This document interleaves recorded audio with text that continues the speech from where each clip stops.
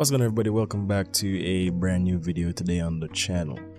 Today's video is, as you see it, you are a better artist than you think. Okay, so first off, I want to say shout out to Leon who commented on the last video. You know, it really means a lot you know, for you guys to comment and like and subscribe. So yeah, appreciate you, Leon. You know, he called me out on my Jamaican accent in the last video. You know, I couldn't stay hidden forever. Oh no. Yeah. But anyways, yeah. Main point of hand.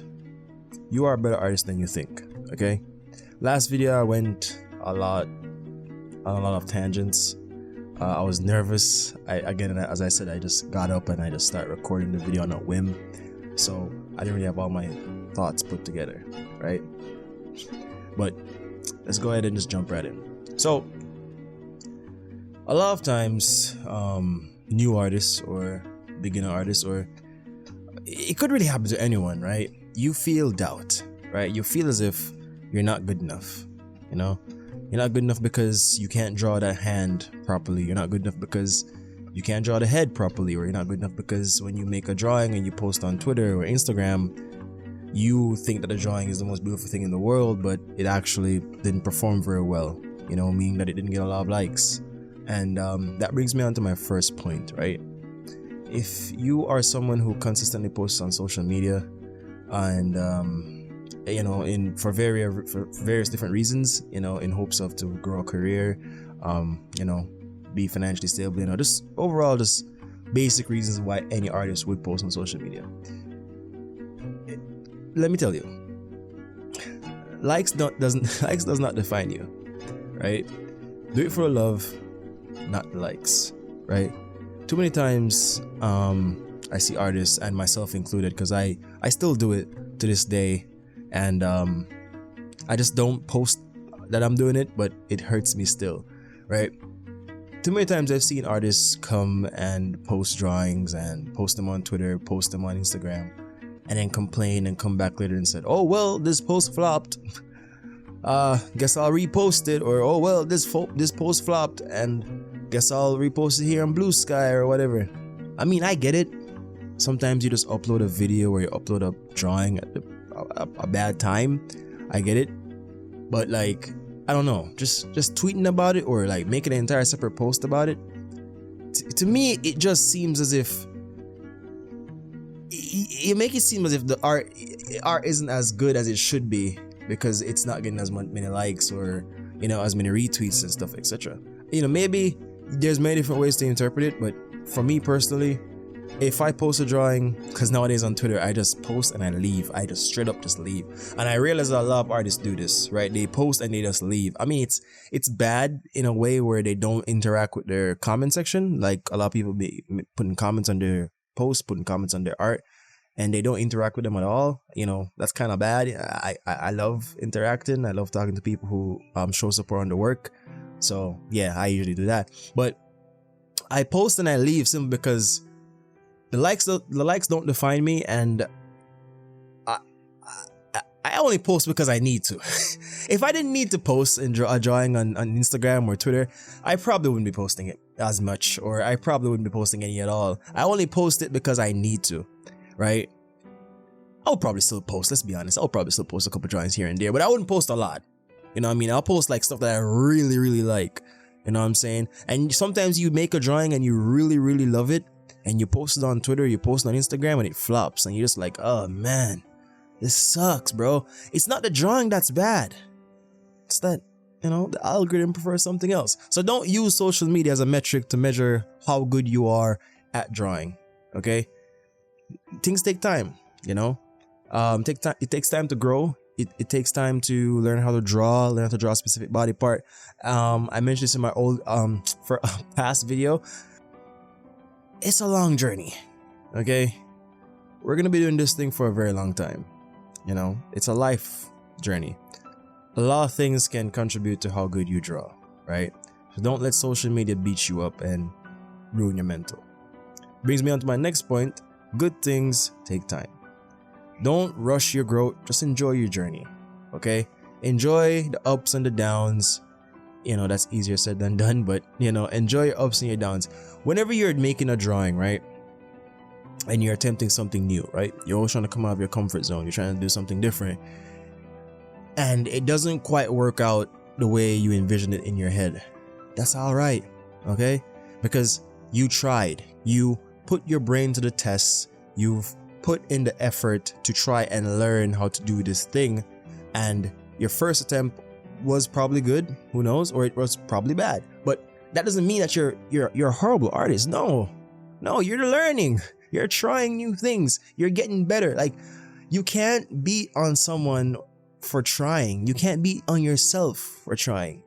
You're gonna try, you're gonna fail. You know what I'm saying? Not because the person you look up to makes it look super easy, doesn't mean that, you know, you're all of a sudden garbage because you can't do the same. You know what I'm saying?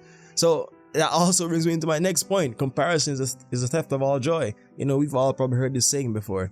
You know, you don't want to sit down and compare yourself to more seasoned veteran artists or people who just put more time in and more effort than you do. Again, when you do this, I do it myself. When I do this, I tend to look at my work and just spit on it. It's garbage. I wouldn't even wipe my bottom with it. Remember that one SpongeBob episode when the guy said that to SpongeBob? Anyways, yeah, I think my art is trash. I think it's not good enough. I don't want to upload it. I don't want to post it, you know? And it depends on who you are, because some people can take that and use it for a bit of motivation. They can take that and they can just like use it to power themselves to get better, which is fine, you know? But if it's going to cause you to be negative towards yourself, then don't do it, right? It's better for you to be inspired than to think that you automatically need to be as good as the person that you are inspired by, which brings me on to my next point. I know I'm just transitioning into point after point after point. I'm on a roll right here. My next point is be inspired, but don't imitate. At least don't imitate everything, right? What I mean by this is, first of all, let me give credit where credit is due. I was watching a Proco video today, from this guy who works at Marvel. I think he's like I forgot his name. He basically he reviews portfolios for Marvel, you know, when people are coming in looking for jobs, looking for hire. He was basically just like breaking down like what do people need to have a good portfolio. And he mentioned that be inspired but don't imitate, right? What I mean by this, or what the saying means, is simply you could see someone else's work that you love and you adore, and you could be inspired to create something similar, right? Or something different, but it maintains a similar formula to what your original inspiration was. You know, for example, you're inspired by Kim Jong-gi. You know, that's just the first name that popped up on the top of my head.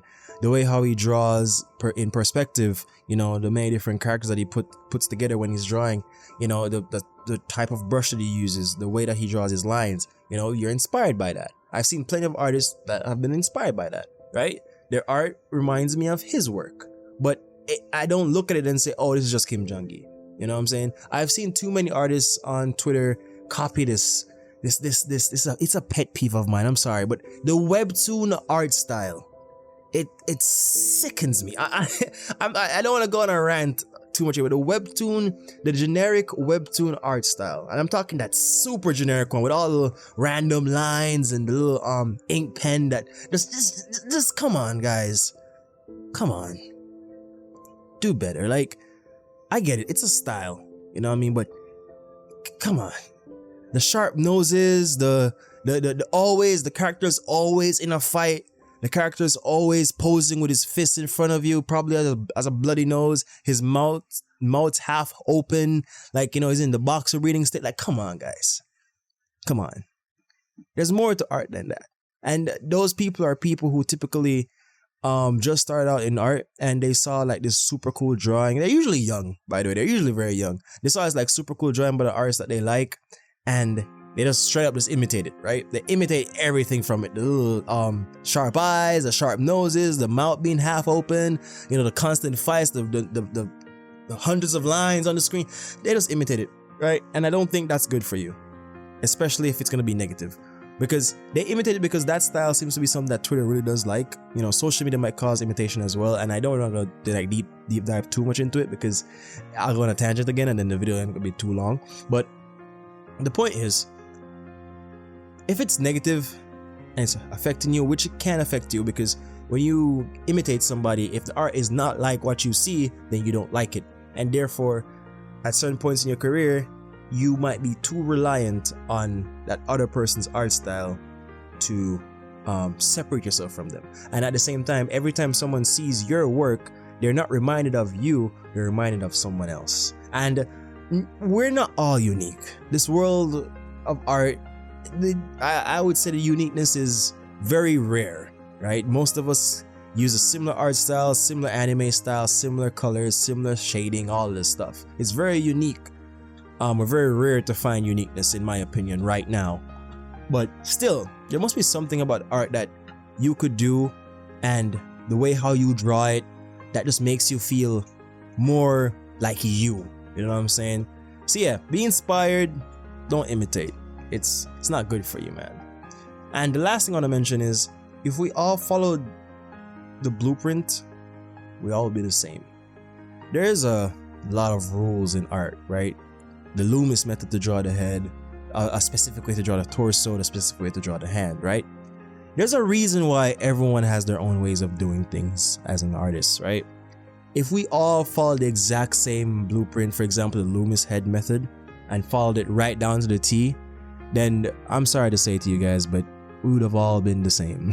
There would be nothing to differentiate us from the other person, right?